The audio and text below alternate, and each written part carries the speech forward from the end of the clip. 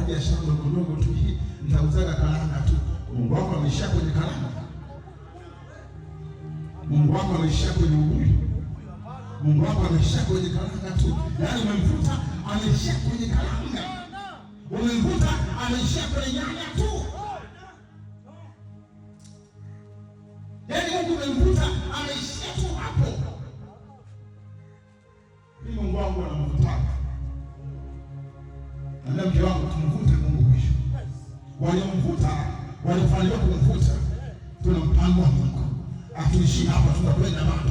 Na leo nakupa neema hii, umpange Mungu wako. Uone kwenye makubwa, uone kwenye mapana, uone kwenye makubwa. Inaandikwa Waefeso 3:20. Atukuzwe Mungu huyu, awezaye kufanya mambo yote makubwa mno, magumu mno kuliko tuwazayo, kuliko tunayaomba, kwa kadri ya nguvu zake itendayo kazi ndani yetu. Anaweza kufanya zaidi unavyoomba. Anaweza kufanya zaidi unavyoomba. Yeye ni Yahweh. Yeye ni Mungu mkuu.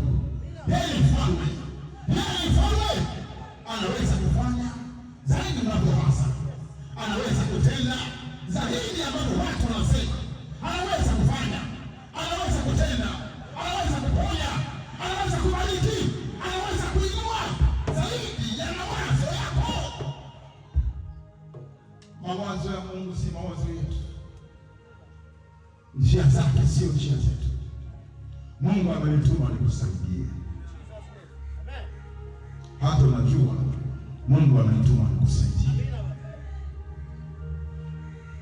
Na hata adui zako wanajua Mungu kamtuma Pastor Paul akusaidie.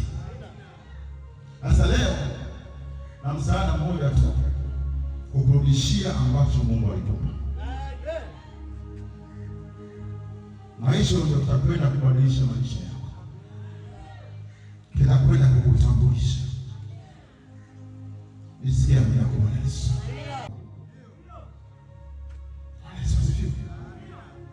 Mimi nafanya biashara ndogo ndogo tu, hii nitauzaga karanga tu. Mungu wako ameishia kwenye karanga. Mungu wako ameishia kwenye ubuyu. Mungu wako ameishia kwenye karanga tu. Yaani umemvuta ameishia kwenye karanga. Umemvuta ameishia kwenye nyanya tu.